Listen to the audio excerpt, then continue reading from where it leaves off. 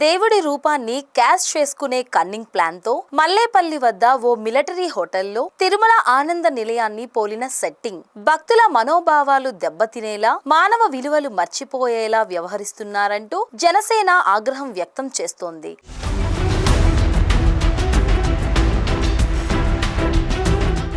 రాజమండ్రి విశాఖ హైవేపై మల్లేపల్లి వద్ద ఉన్న ఓ military hotel ఇప్పుడు తీవ్ర వివాదానికి కేంద్ర బిందువైంది. దానికి కారణం ఆ హోటల్ భవనం తీరు, నిర్మాణం అంతా తిరుమల వెంకటేశ్వర ఆలయానికే అద్దం పడేలా ఉంది. పైకి చూస్తే శ్రీవారి ఆలయంలా కనిపిస్తోంది, కానీ లోపల నాన్ వెజ్ వడ్డిస్తున్న మిలిటరీ హోటల్. భక్తులు దర్శనం చేసే దేవాలయాన్ని పోలిన సెట్టింగ్ వేశారు. అదే చోట మాంసాహారం వడ్డించడంతో ఇది దేవునికి అవమానంగా భావిస్తూ జనసేన పార్టీ ఆగ్రహం వ్యక్తం చేసింది.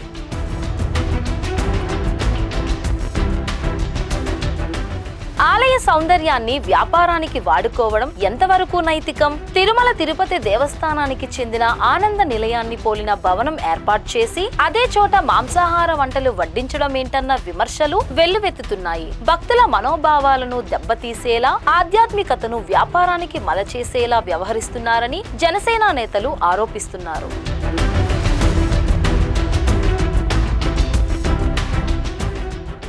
ఇది కేవలం సెట్టింగ్ కాదు, ఇది సెంటిమెంట్ తో చెలగాటం. 24 గంటల్లో ఈ భవనాన్ని మార్చకపోతే చట్టపరంగా కాదు, ప్రజల ఆవేశంతో వాళ్లే తుడిచేస్తారు.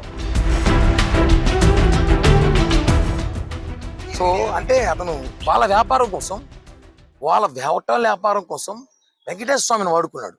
వెంకటేశ్వర స్వామి సెట్, జై విజయ సెట్ కానించి లోపల వెంకటేశ్వర స్వామి వరకు వేసుకొని అక్కడ ఇంకా దారుణ విషయం అంటే నాన్ వెజ్ సర్వీస్ చేస్తున్నారు. చాలా బాధాక విషయం. వాళ్ళు మాట్లాడుతూ తిరుమల శ్రీ వెంకటేశ్వర స్వామి ఎక్కడైతే అన్నదాన క్యాంటీన్లో అన్నదానం ప్రసాదం పెడతామో అలాగే మేము కూడా పెడుతున్నామంట. ఒరే విధవ, మేమేమైనా నాన్ వెజ్ పెడుతున్నామా? మేము ప్యూర్ వెజిటేరియన్ భక్తులకు పెడుతుంటే అతను బుద్ధుందా, అసలు బుర్రుందా లేదా ఏమనుకుంటున్నారు?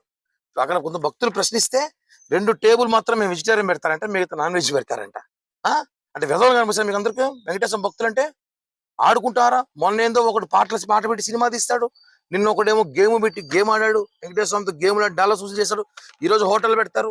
దీని మీద సీరియస్ యాక్షన్ తీసుకోకపోతే భవిష్యత్తులో క్లబ్బులు పబ్బులు కూడా పెడతారు వీళ్ళు వెంకటేశ్వర స్వామితో. ఇది చాలా దారుణం.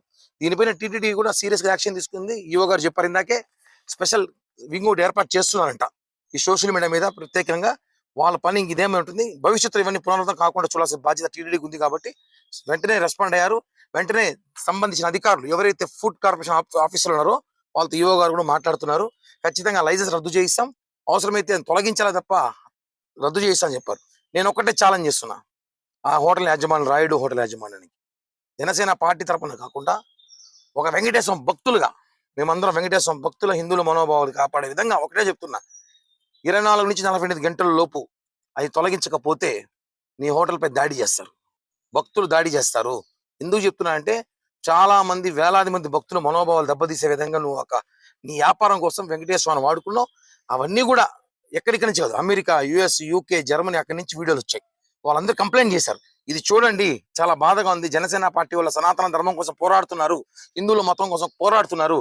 మీ దృష్టి తీసుకొస్తున్నా, మేము మా బంధువులు ఆ హోటల్కి వెళ్తే అక్కడ వెంకటేశ్వర స్వామి చూసి అక్కడ నాన్ వెజ్ వాసన వస్తూ ఉంటే వెంకటేశ్వర స్వామిని నిలబెట్టి హారతులిస్తున్నారు. ఏంది దారుణం? ఎక్కడ పోతుంది? దీని మీద సీరియస్ గా యాక్షన్ తీసుకుంటున్నాం. ఖచ్చితంగా చాలా చెప్తున్నాం, మీరు తొలగించి ఆ సెట్ని తొలగించి వ్యాపారం చేసుకోండి, లేదా వెజిటేరియన్ చేసుకోండి. లేదంటే మాత్రం కబాడ్దారు చెప్తున్నాం, పరిణామాలు తీవ్రంగా ఉంటాయి. ఆల్రెడీ అధికారులు కూడా సీరియస్ గా ఉన్నారు దీని మీద ఎంత దూరమైన ఫైట్ చేసేదానికి మేము తెలియజేస్తున్నాం. ఇది వ్యాపారం కాదు, ఇది విశ్వాసాలపై దాడి అనే చెప్పాలి. ఎందుకంటే ఆధ్యాత్మికతను కించపరిచేలా జరుగుతున్న ప్రయత్నాలపై సమాజం కన్నెత్తి చూస్తోంది. మరి అలాంటి హోటళ్లపై ప్రభుత్వం ఎంత తీవ్రంగా స్పందిస్తుంది? జనసేన హెచ్చరికలు నిజం అవుతాయా? ఈ వివాదం ఎక్కడికి దారితీస్తుందో వేచి చూడాలి.